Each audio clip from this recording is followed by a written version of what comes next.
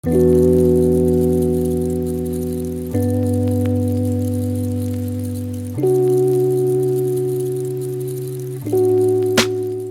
is going on, everyone? Thank you for tuning in to another episode of the Off the Battlefield podcast presented by Veterans Claim Servants.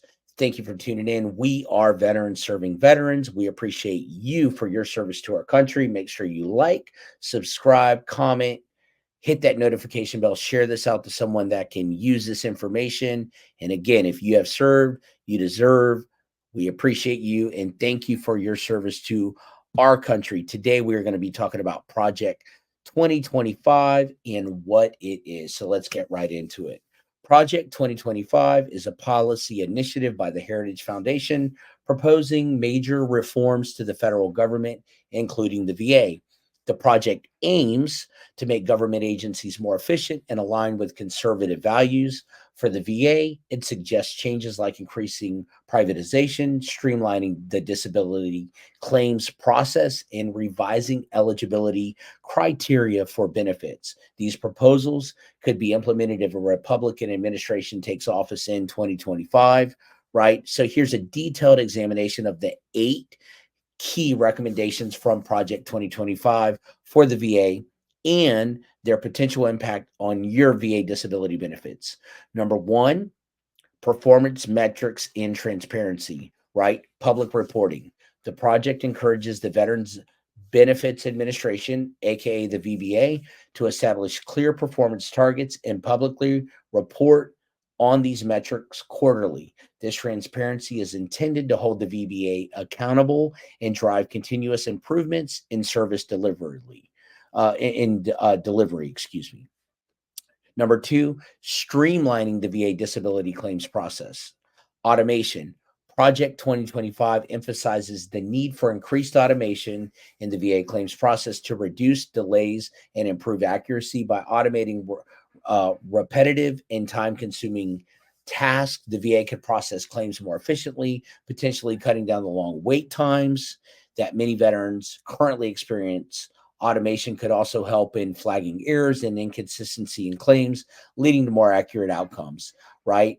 Private contractors for medical examinations. The proposal suggests expanding the use of private contractors to conduct CMP, compensation and pension exams required for VA disability claims. This approach aims to eliminate the current backlog and speed up the processing of claims by leveraging external medical professionals who can assess veterans more quickly than the overburdened VA medical staff. Number three, pilot programs and technology integration. Express 30 initiative. The proposed Express 30 pilot program aims to ensure veterans first fully developed claim is processed within 30 days.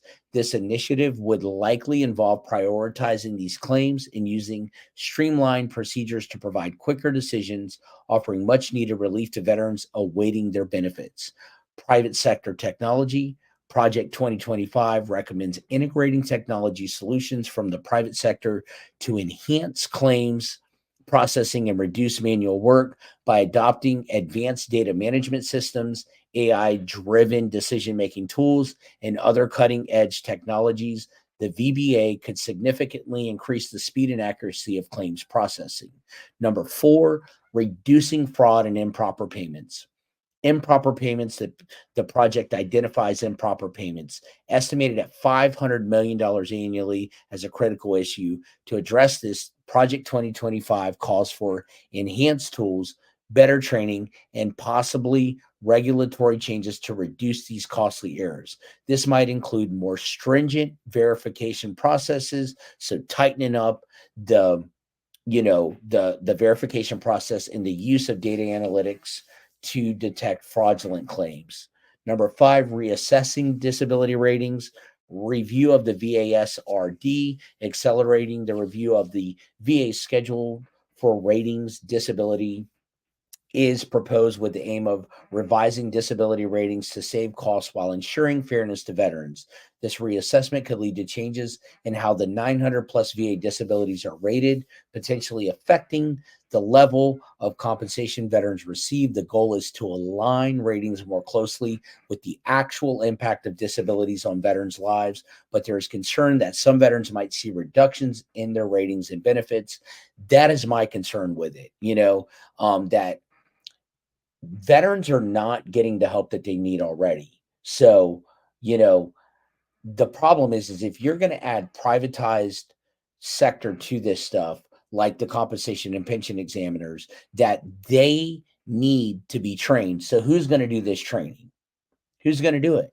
Because people are already not trained. A lot of decisions are already being made, and there are a lot of clear and unmistakable errors already. So who's going to be training these people? That's my question to the VA. Who's on board to train these people? Because there's already a lot of errors, and guess who ends up paying for it? Us, the veterans, right? And you're looking for ways to minimize and cut down and move quicker, but there's already a lot of mistakes being done. So I'm very worried and concerned about that. Also, the reassessing of disability ratings.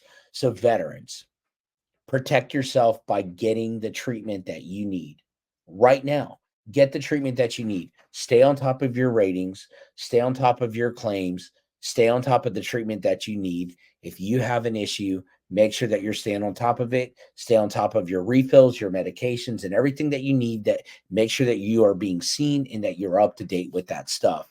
I'm telling you, the review of the VASRD is some stuff that they could be looking at doing, and there is that concern that some veterans might see reductions in their ratings and benefits. They're also looking at number 6, VA workforce reforms, right? Acquisition workforce. Project 2025 recommends improving the VBA's acquisition workforce to ensure it contracts with top tier private companies, engages more effectively with private sector. This would likely involve more rigorous training for acquisition professionals and adopting best practices from private industry to enhance procurement processes.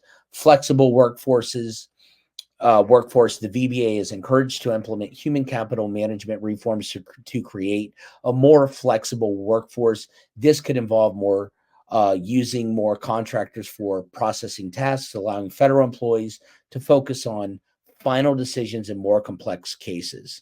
Number 7 is the knowledge exchange program, learning from the private sector, establishing a knowledge exchange program with top tier private sector companies that handle similar work to the VBA as proposed. By leveraging the expertise and innovation of private companies, the VBA could adopt more efficient and effective practices, improving benefits processing and service delivery. Um, my thing is, you have to still be able to relate to the veteran. You still have to relate to what we've been through with military service as well. So I hope the VA and Congress and all of this has taken this into consideration. You got to understand what we have been through. If you don't understand what we've been through, how are you going to be able to relate to the veteran? So you got to take that into consideration. And again, are these people from the private sector trained? Are they trained properly to understand what we have been through, right? Or are they doing what's best for the best interest of the government and not the veteran? That's my question, because we're already dealing with a lot of untrained and uneducated individuals that are making decisions. And guess who ends up getting lost? The veteran. Guess who ends up getting the short end of the stick when bad decisions are made? The veteran. Number 8, organizational culture and innovation. Cultural shift. The VBA is described as a risk averse and insular organization. Project 2025 suggests a cultural shift towards greater innovation and technological savviness within its senior leadership ranks. I don't know why within senior leadership the VA has never had a veteran leading. Have somebody who's been on the front lines or been in the military service lead.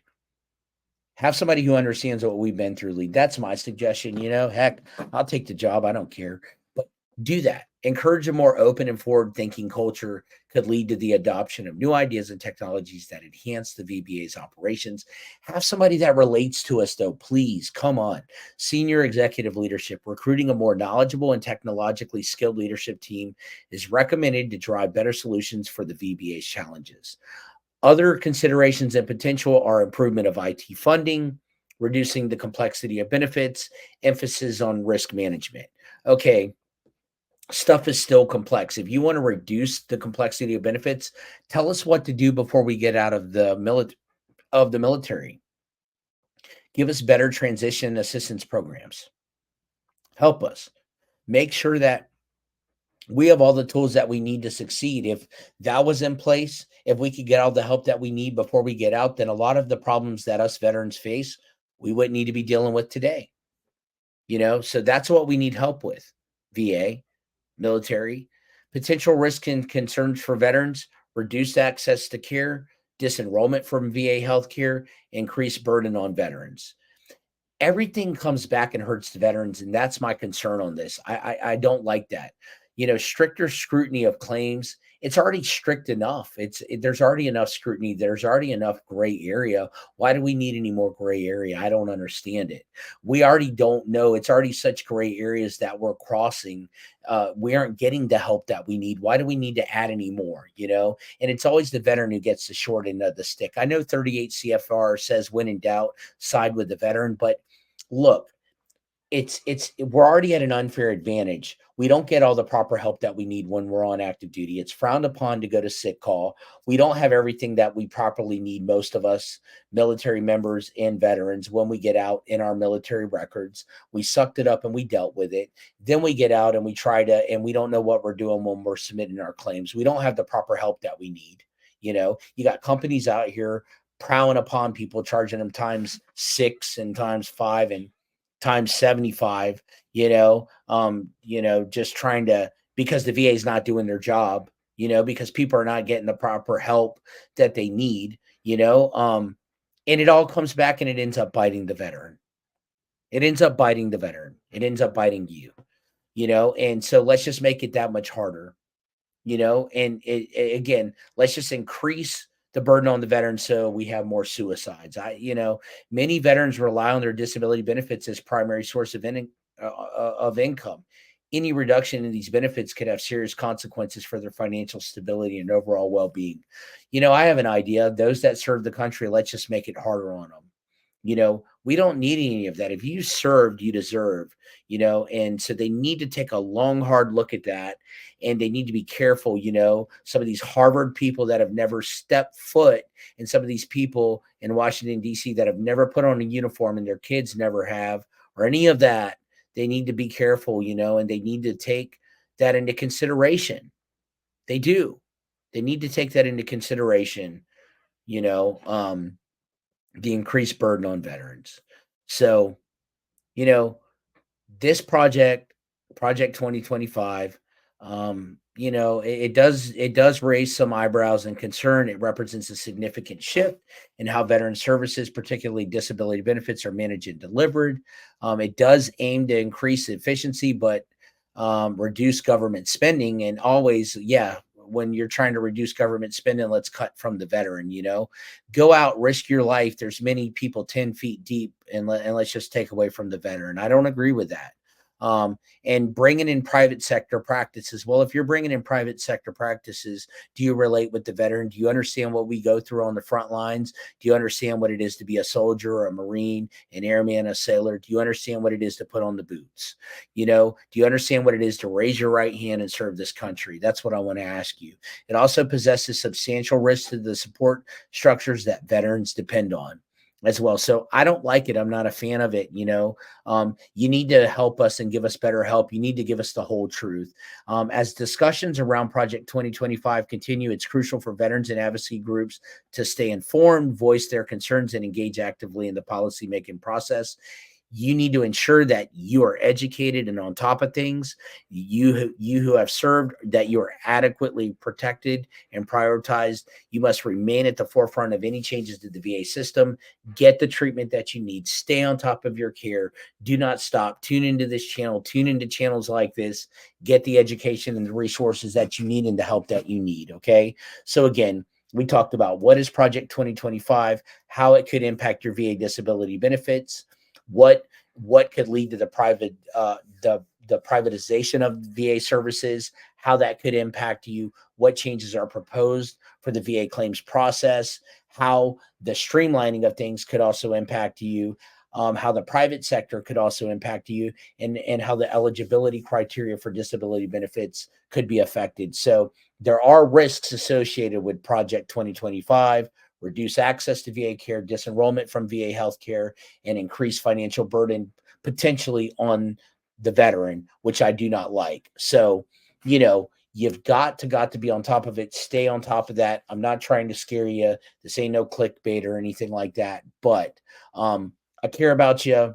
Um, you know, don't be overly concerned, right, about Project 2025. As I said, it is a proposal at this stage.